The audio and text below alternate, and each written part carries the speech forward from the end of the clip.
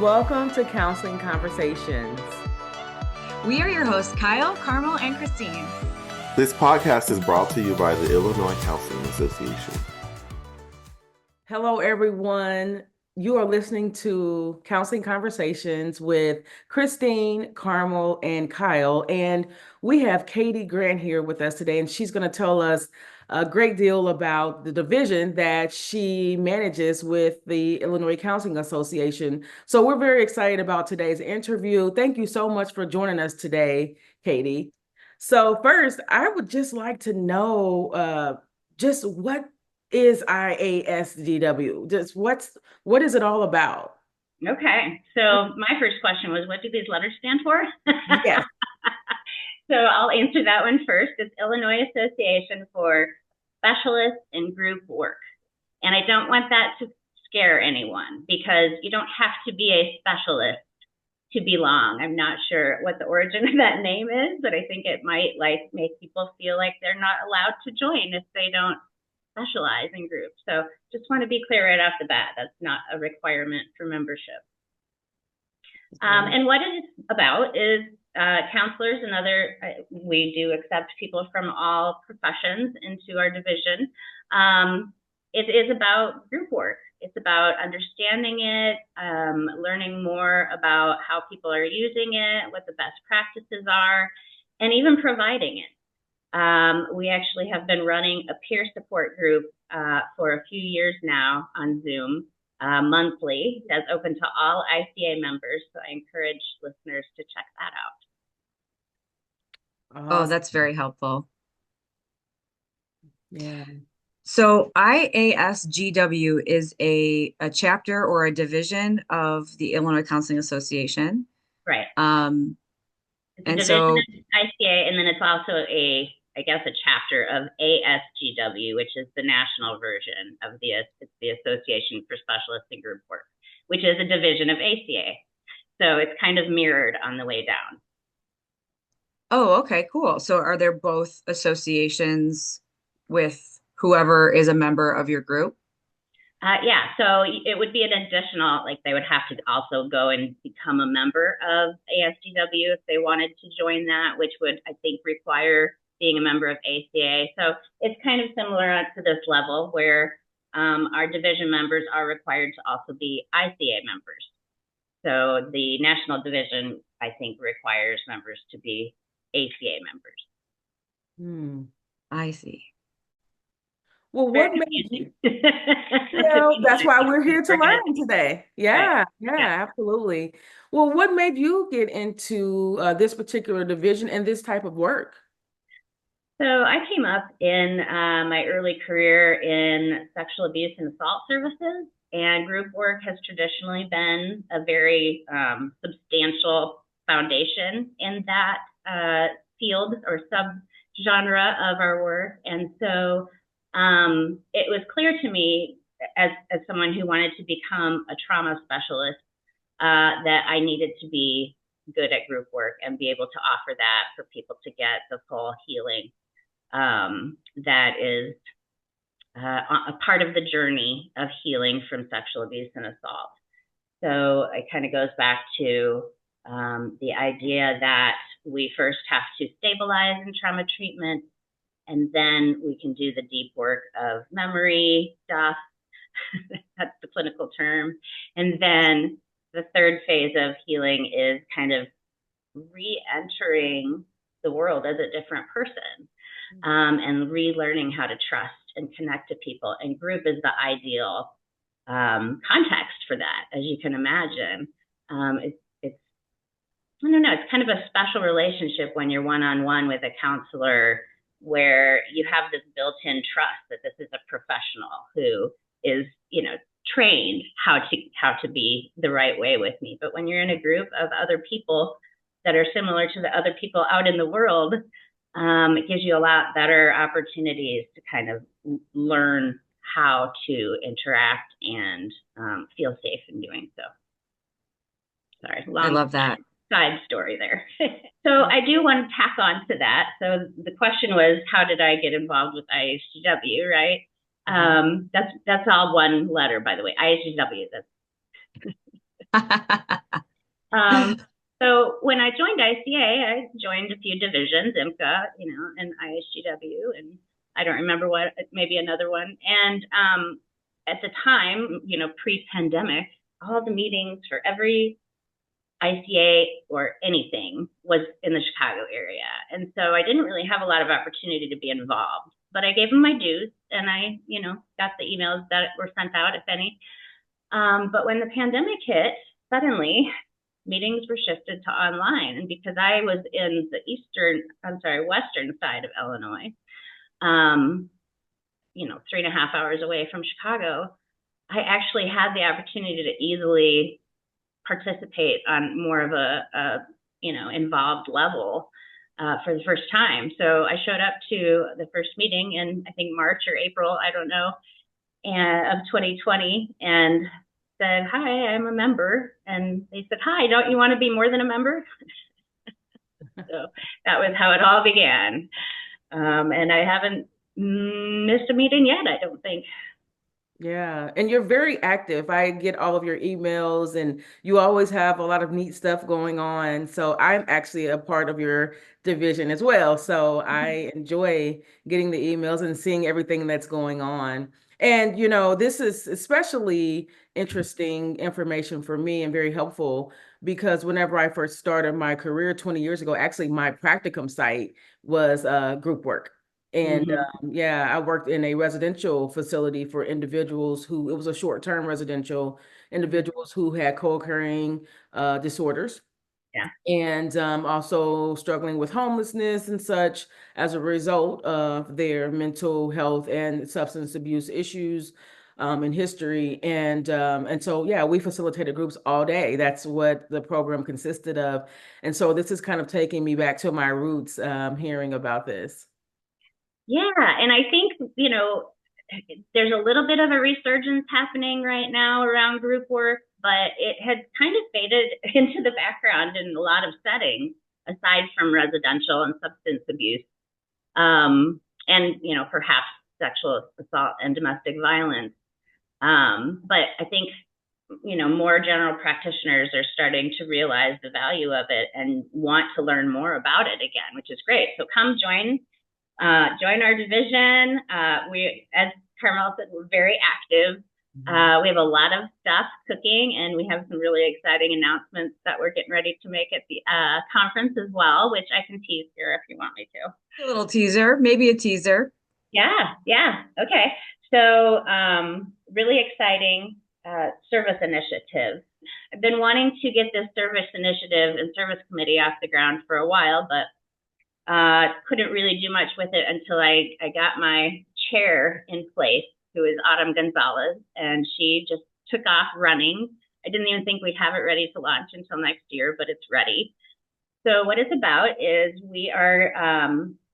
we've created a grant program up to $500. The application period is going to open this Friday, and folks who would like to offer groups in their community but need a little financial support to do so can apply for a grant and perhaps get some support. And it is meant to really get the work out into the people that need it, right? So one requirement is that the group would be free to participate, which we recognize, it's not free to run a group. So we want to help people with the back end to get the ball rolling, to get people realizing how powerful this work is and how actually cost effective it can be, in the grand scheme of things. That's So amazing. That's really exciting. Yeah. And then the other thing we're going to launch is the reservations for our 2025 retreat. We ran a retreat in 2024, a very, very small one. It was a big success. It went really well. So we're going to go bigger and better next year. And that will help to fund the group grants. Oh, that's wonderful. I know as a group practice owner that it is so difficult to start groups, to get groups going. It's always been a struggle, partially because of the funding, because a lot of times insurance won't cover it. And we still have to pay someone to do it, whether we get paid for it or not. And so that has always been like a struggle. So I love that you're doing that. And I love the idea of funding it through a retreat. That's exciting. Can anyone join this retreat and can anyone apply for the grant? So, By the way, I just have to say before you answer that, anyone that's listening, this is breaking news. This is first time Yes. this is being recorded publicly. So yes, it is breaking news, but all of it is spelled out in the materials that you'll have access to once the application period opens. But I believe you do have to be a member of the division to apply for the grant. I will say it's only $12 more if you're already an ICA member. It's only $12 more to belong to our division, and it gets you access to a lot of great stuff. So I highly, recommend just working out that extra $10 and two bills. But yeah, so the question was, can anyone apply? The other requirement that I'm remembering we put in is that you do have to be independently licensed to apply for the grant. That doesn't mean that, like you as a practice owner couldn't apply for the grant and have someone else actually running the group, right? It's just the person who's applying that needs to be independently licensed and whatever helping profession. Yeah. And then for the retreat, it's a members only retreat. So we do actually require you to be a member of the division to purchase a ticket to the retreat. Again, it's not much of an additional cost. We actually got 4 new members in our division last year just because of the retreat that had, 6 spots open. So that's another kind of reason for doing the retreat, is it seems to be bringing in new members. And let me also just throw out there that we do have a new member drive going right now.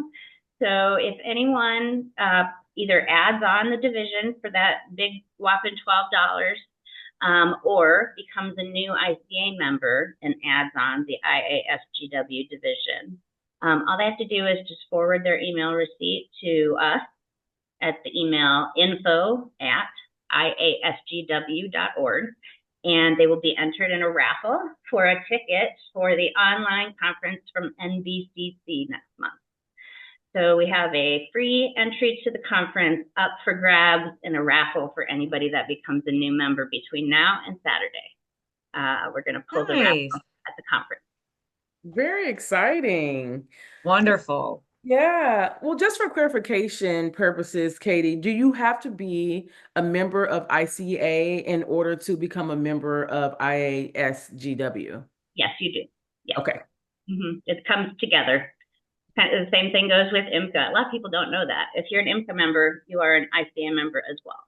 So yeah, they're paired up. Yeah, yeah. Wonderful. I do have another question. I'd like to know, what do you believe has caused this resurgence of group work? You said it kind of went away for a while.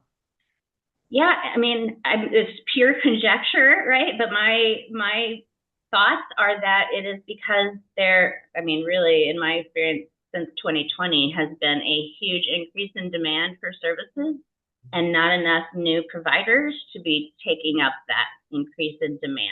And so everyone has waiting lists, everyone is booked way out, and we are compassionate people. We want to provide help. And so one way to kind of balance out that waiting list is to say, hey, I don't have any individual spots open right now, but would you like to be in this group to get at least some, attention and care and space to work on your stuff while you're waiting for a spot. So that's one reason I think that's a big deal. Yeah, I'm not sure. For me, I know it does come from a very much a trauma-informed place, and also just knowing that there are just so many people out there that need help and could be helping each other. I think, I don't know about you, Karma, but when you went out into that first site where you had to do your residential groups and stuff, I don't know if you felt very equipped to do that. Like, I didn't come out of my grad program feeling like I could run a group. And I remember being terrified at the rape crisis center, the first group that I ran. But once I had a taste of how kind of magical it can be to see people lifting each other up, I was sold. Yeah. Yeah, now that you mention it, I think I probably had similar thoughts and feelings entering that profession. I was coming from a criminal justice background, so that gave me a little bit of maybe courage, but at the same time, it's just the dynamics are different and the way you have to show up is different. And so, yeah, I definitely remember feeling as though, maybe this might not be my thing, or, maybe a little nervous and shaky for those first few weeks. And, but like you said, very shortly after, felt very comfortable and empowered and encouraged and very excited about the work. So, yeah. Yeah, absolutely. So I feel like it's a good opportunity for me to throw out another piece of IASGW resources. We do have a few webinars in the ICA store. One is starting a therapy group. So just kind of what are all the basic things you have to think about when you are trying to get a group started, especially if you haven't done one for a while. So it really kind of, and it even provides in the handouts, there's a worksheet that like lists out all the things you have to think about. And then we also have a couple of live webinars that became recorded webinars on special populations, particularly first responder type populations. So the first one is about people, particularly like firefighters and medical professionals. And the second one focuses more on police and paramedics. But they're just a really interesting panel discussion from people with lived experience and clinical experience, both talking about how group work can be trauma informed and really, really helpful. I also come from a trauma informed background, and that's a lot of the clientele that I see. And I think that the group setting is such especially first responders too, an empowering setting. I have worked in different places where we've done groups early in my career too. And you're right, they kind of did disappear for a while. But they are very empowering. Like a group dynamic can be great and it can be very lucrative. Like you said, reaching a lot of people who are on waiting lists. It's a way to keep them connected to your practice and keep them and getting them help sooner, incorporating aspects of being out in the world, community support versus one-on-one support. I think there's so many positives to groups. And hopefully with this revival, we can get some more things started. I do have I'm curious personally about your retreat. What does that look like? Okay, let me tell you about it. So we are going to be in some cabins in the woods near Starved Rock. Done. Sign me up. And so we've got a couple of the biggest cabins reserved. There's some private bedrooms and also some kind of shared bedroom beds available. So there's two different price points. It's 2 nights, Friday night to Sunday in late July, 25, Friday through Sunday. And then, so the shared room price point was $500 and the private bedroom is $650. And that includes all your meals. So dinner Friday night, breakfast, lunch, and dinner Saturday, breakfast Sunday. And it includes some amazing group work. And it includes this wonderful natural surroundings that we get to explore and like go see waterfalls and stuff. One of the things I love about this location we chose, and I'm probably going to say it totally wrong, but it's Kishawa Cabins, is that they have very little cell phone reception and the Wi-Fi is only basically works in the office. So you really have to disconnect. And we're going to have a strict rule, no working is allowed. So you can't be coming on call and taking, a client here or there between group sessions, because that really pulls the rest of us out of our kind of decompression zone, right? Our off duty zone. So that's I think a really important piece of it too. Yeah. Sign me up. You had me at in the woods. That's great. So Is if it anybody local? else, what's that? Is it local? It is, it's near Like Starved Illinois? Rock, near Starved Rock State Park. So it is kind of smack in the middle of, I think, the northern half of the state. Yeah. Okay, Um, so it's in Illinois. Okay. yeah. We want to always have it in Illinois to support Illinois businesses and to have it accessible to Illinois counselors. Absolutely. I mean, like maybe someday we'll be able to afford to take everybody to Hawaii, but it's going to be a while before we get our bank account that high. Yes. Call me when that day comes. I And will we'll be just there. wear our Illinois t-shirts, right? Yeah. Yeah. We'll support Illinois in Hawaii. So I think the technical town it's in is Tonka, Illinois. And what was that also? So if everybody that's listening is as exciting as Christine, you can go to our website, IASGW.org, and hit a button that says members only retreat, and then hit a button that says give me alert, and you will be on the list to receive that email at 9 a.m. Friday morning when registration opens.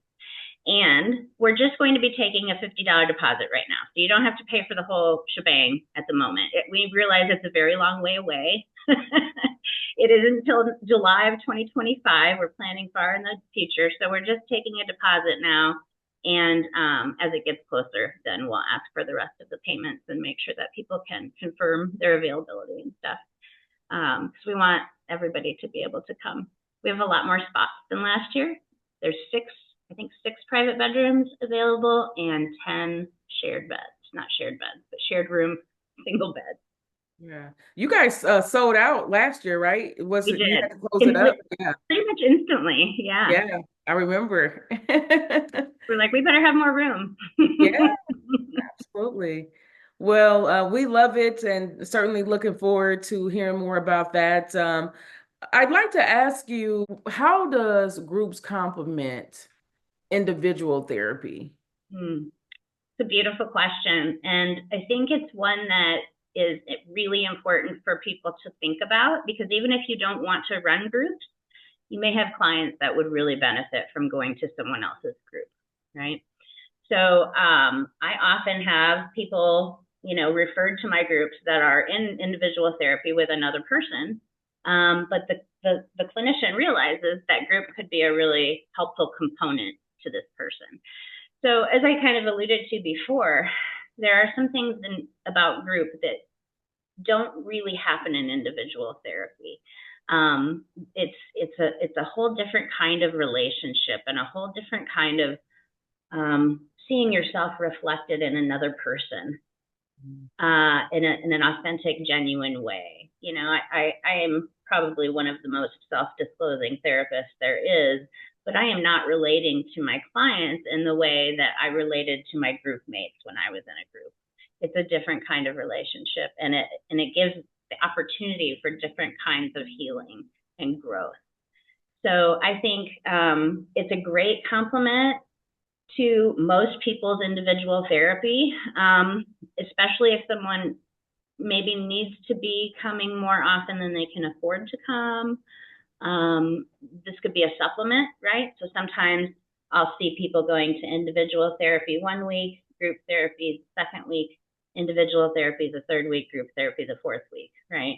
So they're still getting weekly sessions, but it's not all individual therapy, and it's a little bit cheaper, especially if they're paying out of pocket. And, perhaps a little bit more smiled upon by the insurance that's paying for it, if that's the case, right? Personally, in my own practice, I often run groups with the people I'm seeing individually as well. And that's a choice. Not every therapist feels like that's the way they want to work or the most appropriate way to work. Personally, I love it because I can see what's happening in the group with this particular client and bring it up in our next individual session and say, hey, what did you think about that? I can ask them more about their experience than I necessarily would in a group setting.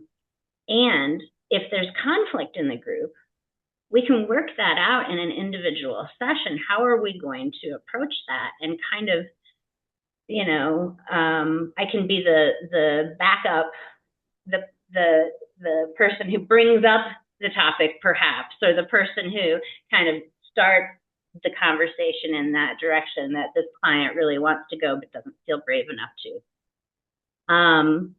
Or, if someone really is feeling harmed by another group member, am much more likely to find out about that in an individual therapy session than if I'm only seeing them for group. They may not let me know between sessions, right? That something doesn't feel good. So I just think they go together really well, and they can also supplement each other, right? So you can kind of imagine a lot of different patterns of how that could look over the course of someone's treatment. Yeah. So it's not an either or, it's a both and. Yeah. Okay. I love that. What advice do you have for clinicians that are considering offering groups or on the fence about whether they should add a group to their practice? Well, I think there's a lot of things to consider, but the major ones are funding. Like if it's going to be insurance based, you need to find out what insurance will pay. And what I have found is really unfortunate is that people who are using insurance, the copay is the same for either service. So a person's coming in and paying, say, a $30 copay for an individual session.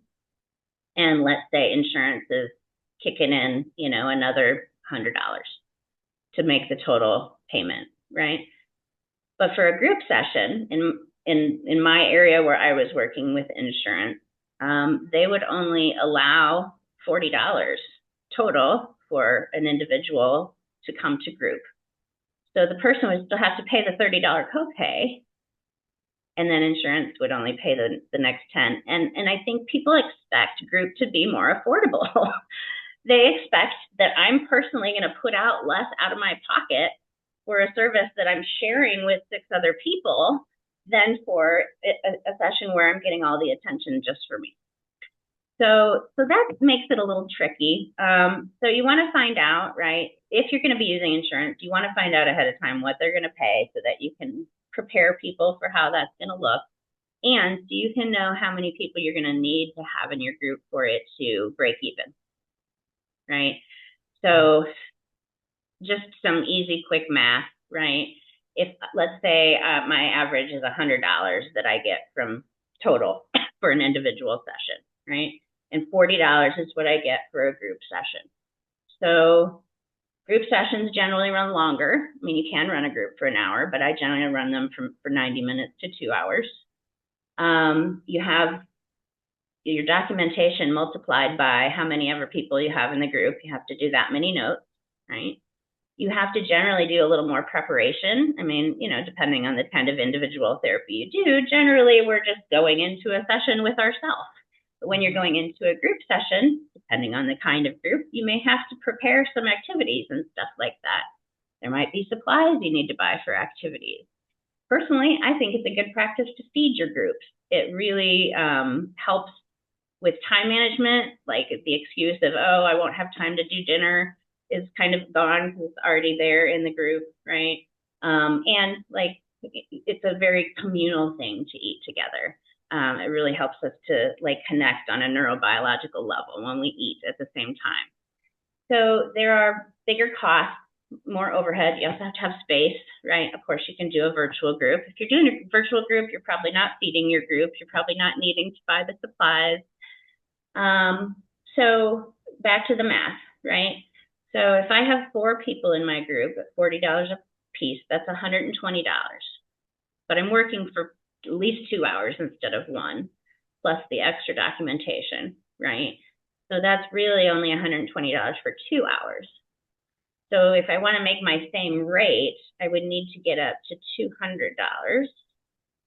So that would mean I would need 5 people in each group just to break that regular, rate that I'm normally making per hour as a private practice person. But what happens when 2 of those people cancel, right?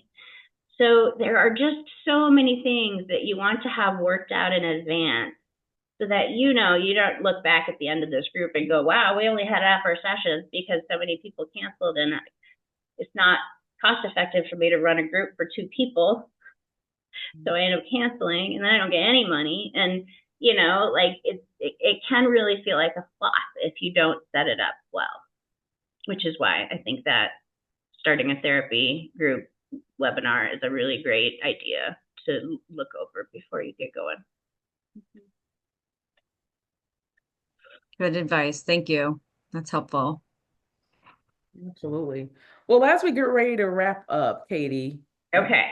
And thank you so much for this interview. I really wanted to interview you. You were at the top of our list for presidents, division presidents that we wanted to interview because you're so active and because you're doing so much, and because this is a very needed aspect of our career that people simply aren't very much, they're just not very informed on group work anymore. Yeah. It used to be very common. Group, when I Right. first started 20 years ago in 2003, group work was everything, and I actually had to go to participate in group work in order to graduate from grad school. Mm-hmm. My group counseling class, it was required. Right. Yeah. Yeah. And what's great about IASGW is that we are a group as well. So every time we gather, we're doing group work, even though it's not group therapy or group counseling. We're still doing that joint, collaboration, that playing off of each other's dynamic. And we have the peer support group that we provide. We're getting ready to start providing more groups that are paid, also to kind of fund and support that grant program, the service initiative. So I'm going to be launching pretty quickly here a weekly mindfulness meditation practice group that people for just $10 can come and just practice meditation with me. No, nothing fancy, not clinical, just a thing to like come, be in a group, feel what it's like to be in a group doing something together, and put a little bit of change towards a good cause. We love it. Well, just in a nutshell, give us a few bullet points of why clinicians should join your division. What are the benefits? Okay, so one, you get really great squishy stars when you come to our table at the conference. You don't have to be a member, you can still have a squishy star. Two, you keep up with the latest trends and literature in group. Three, you stay really connected with ICA as a larger body, because the board, at least me as the president, I am part of the ICA governing council. And so you can have a funnel of input towards how ICA in the greater body runs and operates as well, and stay informed in the other direction. So we're all about connectivity. Great. Christine, do you have anything else? I do have one pending question, which is if you are not currently a member of this division and you want to become a member, whether that be for the wonderful wooded retreat or the raffle or whatever, I am wondering how, like, where do people go to do that? Right. So it's kind of, there's a winding path you can take on the ICA website, ilcounseling.org, ilcounseling.org. And if you go into the, join and become a member, you can kind of find it if you try really hard. I think an easier way is to go to IASGW.org. And there is there are many places among the web pages there that will point you to add the division. And it'll take you right to that page that says, I know you're already an ICA member and you just want to add IASGW. But you can find it on the ilcounseling.org website as well. And, just add a division. You have to be signed in, and then it won't charge you for the whole membership for ICA. Okay. It will just charge you for the division. Yeah, and then if you want to be in the raffle, just forward that receipt email that you get to info@iasgw.org.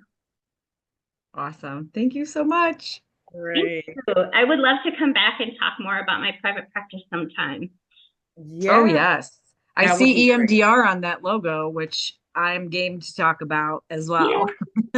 Awesome. I could talk about EMDR all day long. That is great.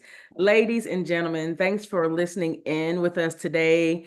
And thank you, Katie Grant, President of the Illinois Association for Specialists in Group Work. And we'll see you this week at Governing Council and at the, is it 76th annual conference this year for the Illinois Counseling Association. That's Thank right. you, guys. Yep, awesome. We'll awesome. see you there. All right. Thank Goodbye. you.